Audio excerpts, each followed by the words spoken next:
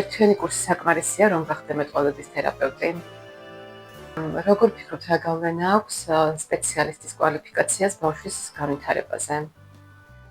კარგმა ლოგოპედმა ბგერების კორექციასთან ერთად უნდა იცოდეს დეფექტოლოგია, რომ გააცნობიეროს რა დარღვევებთან აქვს საქმე. უნდა იცოდეს პედაგოგიკა, რათა სწორად მიუდგეს ბავშვს და გამოიყენოს სწორი მეთოდები. ასევე უნდა იცოდეს ფსიქოლოგია, რადგან ბავშვის ასაკობრივი თავისებურებებს სწორად მოარგოს თამაშები.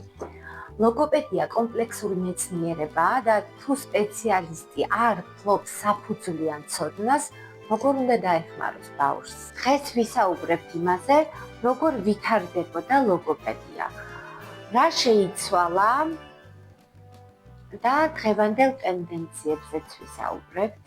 თანამედროვე ინკლუზიური განათლება ახალ შესაძლებლობებს უქმნის სპეციალური საგანმანათლებლო საჭიროების მქონე ბავშვებს. ეს ახალი მიდგომები საშუალებას აძლევს მათ მიიღონ სრული განათლება და განვითარდნენ ინდივიდუალურად. პედაგოგიკის ინსტიტუტი წარმოადგენდა მნიშვნელოვან სამეცნიერო კვლევით ცენტრს პედაგოგიკის დარგში. 1960-იან წლებში დაარსდა მცირე ზომის კვლევითი სექტორი, სადაც დასაქმებული იყვნენ ამ დარგის ორი გამორჩეული მეცნიერი, ალბერტ ქელბაქიანი და რევაზ თაყაიშვილი, რომლებიც ლოგოპედიის სფეროს სპეციალისტები იყვნენ და თავიანთი დისერტაცია მოსკოვის დეფექტოლოგიის, ანუ კორექციული პედაგოგიკის ინსტიტუტში ჰქონდათ დაცული. მოგვიანებით მათ შეუერთდათ ქალბატონი ზაირა წიწუაშვილი, ტიფლოპედაგოგიკის სპეციალისტი, შემდეგ ქალბატონი ეთერ ხუფაცარია, ხოლო 1980-იან წლებში ქალბატონი ნანა ცარცილე. ამ პერიოდში განყოფილებაში უკვე 5 მეცნიერი მუშაობდა, რომლებთაც მოსკოვში ჰქონდათ დისერტაცია დაცული.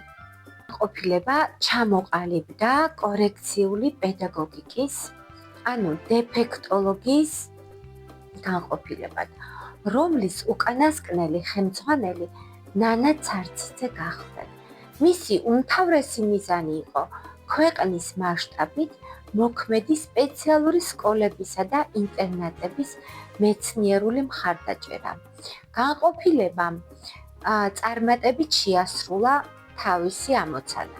ჩატარდა კვლევები განვითარების შეფერხების მქონე ბავშვებზე, ქართველ ბავშვებზე, რომელთა შედეგები სამეცნიერო ნაშრომებად ქვეყნდებოდა და პრაქტიკაში იმერდებოდა.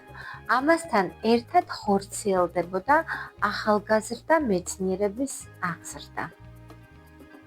იმ დროისთვის ახალგაზრდა სპეციალისტი კადრების მომზადებისთვის არსებული რესურსები არასაკმარისი იყო, რაც განაპირობებდა დეფექტოლოგიის ფაკულტეტის გახსნის აუცილებლობას.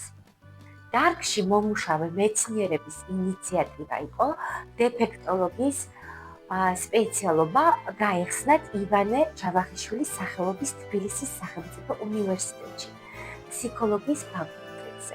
თუმცა აღნიშნული მოთხოვნა არ დაკმაყოფილდა.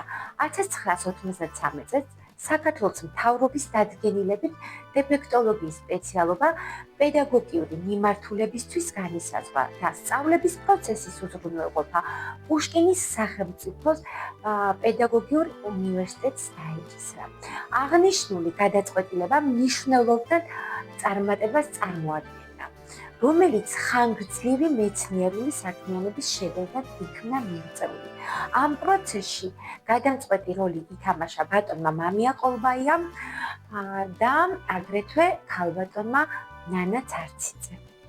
სწავლის ხანგრძლივობა 5 წელს მოიცავდა. პირველ და მეორე კურსებზე სტუდენტები ეუფლებოდნენ ზოგად პედაგოგიკას, ბავშვის და ასაკობრივ ფსიქოლოგიას და სხვა ზოგად საგნებს, ხოლო მესამე კურსიდან იწყებდნენ სპეციალური საგნების შესწავლას 4 მიმართულებით: ოლიგოფრონე პედაგოგიკა, ლოგოპედია, ზურდოპედაგოგიკა, ტიფლოპედაგოგიკა. აღნიშნული სტრუქტურა განისაზღვრა იმ პრინციპით, რომ მომზადებული იყო სპეციალისტების სპეციალური საგანმანათლებლო საჭიროების მქონე ბავშვებისთვის. კურსდამთავრებულებს მიენიჭებოდათ დიპლომი დეფექტოლოგ, ოლიგოფრენოპედაგოგისა და ლოგოპედიის კვალიფიკაციით. სასწავლო გეგმა ითვალისწინებდა პრაქტიკულ საქმიანობას შესაბამის სპეციალურ დაწესებულებებში. სპეციალურ საგნებში შედიოდა ნევროლოგია, ფსიქიატრია. სწავლების პროცესში ჩართული იყვნენ მაღალკვალიფიციური სპეციალისტები. სპეციალურ ფსიქოლოგიას კითხულობდა პროფესორი მამია ყოლბაია, ოლიგოფრენოპედაგოგიკას დოცენტი ნანა ცარციძე, ლოგოპედიას დოცენტები ალბერტ ქელბაქიანი და რევაზ თაყაიშვილი, სურდოპედაგოგიკას დოცენტი ეთერ ხუფაცარია, ტიფლოპედაგოგიკას მოწვეული სპეციალისტი ოსინათლოთა სკოლიდან. ასევე პრაქტიკას გადიოდნენ სტუდენტები სპეციალურ საგანმანათლებლო დაწესებულებებში, სადაც მათ პრაქტიკულ საქმიანობას ხელმძღვანელობდნენ გამოცდილი პედაგოგები. 5-წლიანი კურსის დასრულების შემდეგ კურსდამთავრებულები გადიოდნენ სახელმწიფო გამოცდებს მოწვეული სპეციალისტების თავმჯდომარეობით.